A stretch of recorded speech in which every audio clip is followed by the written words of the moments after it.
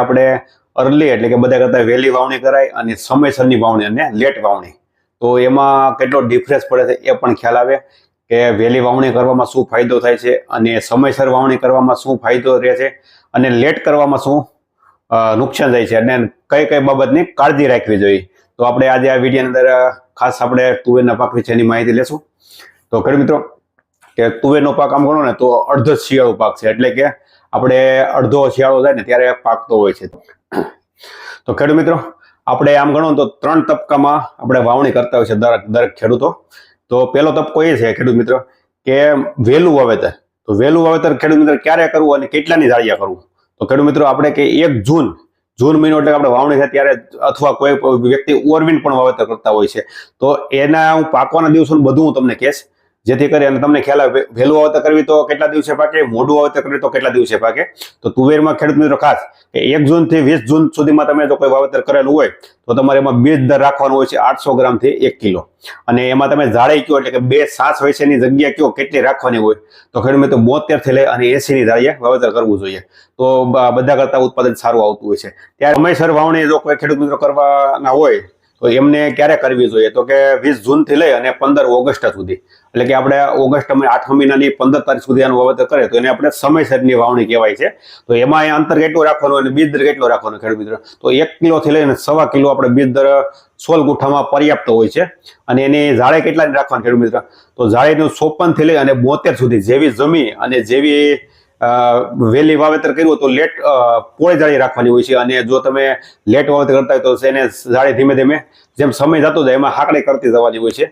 ત્યાર પછી ખેડૂત મિત્રો, કોઈ પણ ખેડૂતો લેટ વાવેતર કરતા હોય, લેટ એટલે કે 15 ઓગસ્ટ પછી કોઈ ખેડૂત મિત્રો વાવેતર કરતા હોય તો એને 15 ઓગસ્ટ થી લઈ અને 30 સપ્ટેમ્બર અથવા 5 ઓક્ટોબર સુધી પણ વાવેતર કરી શકતા હોય છે. પણ ખેડૂત મિત્રો, જેમ લેટ વાવેતર કરો તો તમારે બીજ દર પણ બદલી જતો હોય છે. એકને બીજ દર હાલતો ન, તુવેરના પાકમાં નથી હાલતો. કારણ કે તુવેરનો પાક એવો હોય છે કે તમે જૂન મહિના વાવેતર કરો તો ભલે, જુલાઈમાં કરો તો ભલે, ઓગસ્ટમાં કરો તો ભલે, સપ્ટેમ્બરમાં કરો તો ભલે, પણ ફૂલ જ્યારે ભોર પવન જ્યારે શરૂ થાય ત્યારે જ આવતા હોય છે. એટલે જેથી કરી અને જો શરૂઆતમાં તમે વહેલું વાવેતર કર્યું તો એનો ગ્રોથ પૂરો થતો હોય છે, એટલે બીજ દર આપણે ઓછું રાખવાનું હોય છે. પછી આપણે જૂનથી જુલાઈમાં વધારવો જોઈએ. જેમ 15 ઓગસ્ટથી લઈ અને 10-15 દિવસ સુધીમાં જો વાવેતર થતું હોય ઓગસ્ટ મહિનાની અંદરમાં લાસ્ટમાં તો ખેડૂત મિત્રો આપણે 1.5 થી 2 કિલો રાખી શકાય. અને જો સપ્ટેમ્બર અને ઓક્ટોબરમાં વાવેતર કરવાનું હોય તો ખેડૂત મિત્રો 3 થી લઈ અને 3.5 કિલો આપણે 16 ગુઠાના વીઘે તુવેરનું બિયારણ જોતું હોય છે.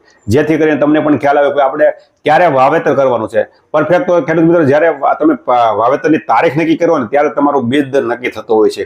કારણ કે આ પાક એવો છે તુવેરનો કે અડધો શિયાળું છે, બરોબર. બીજું કે એનું જ્યારે ભૂર પવન શરૂ થાય ત્યારે એનું ફ્લાવરિંગ હંમેશા આવતું હોય છે. અને જો તમે લેટ વાવેતર કર્યું હોય અને ભૂર પવન જો વહેલો શરૂ થઈ જાય તો ફ્લાવરિંગ વહેલું સારું સ્ટાર્ટ થઈ જતું હોય, જેથી કરીને એનું ગ્રોથ થશે. જે એટલે કે છોડને જે હાઇટ થવાનો જે સમય મળવો જોઈએ એ સમય ન મળે તો હાઇટ એટલી બધી ન થતી હોય, એટલે કે લેટ વાવેતરમાં. તો આપણે એની જગ્યાએ બીજ દર વધારવો જોઈએ. બીજું કે એની જાળી શું રાખવી જોઈએ આપણે લેટ વાવતા હોય તો ખેડૂત મિત્રો, તમે જો ઓગસ્ટની અંદર તમે વાવેતર કરતા હોય તો 30 થી 32 ની જાળી રાખી શકો. અને જો ઓગસ્ટ પછીનું જો વાવેતર કરતા હોય તો 20 થી લઈ અને 24, 26 કે 28 એવી જાળી, એટલે આપણે એક કેરામાં 3 ઓળ અથવા 4 ઓળ કરીએ અને તુવેરનું વાવેતર કરવાથી ખેડૂત મિત્રો જે તમે જૂન મહિનામાં અથવા જુલાઈ મહિનામાં જેટલું ઉત્પાદન લેતા હોય એટલું જ ઉત્પાદન જો આપણે તમે લેટ વાવવા છતાં પણ તમને મળતું હોય છે. પણ જેથી કરીને ખાસ ધ્યાન એ જ રાખવાનું છે કે આપણે બીજ દર જેમ લેટ વાવેતર કરવી તો બીજ દર આપણે હંમેશા વધારતો જવાનો છે. કારણ કે તુવેરનો પાક એવો જ છે કે લેટ વાવેતર કરો તો વહેલું ફ્લાવરિંગ આવે અને વહેલું વાવેતર કરો તો લેટ ફ્લાવરિંગ આવે. તો તમે સમજી શકો છો કે જેટલું ફૂલ આવવાની જેટલી તુવેરની અંદર વાર લાગે તો એટલો છોડની અંદર ગ્રોથ વધારે થતો હોય છે.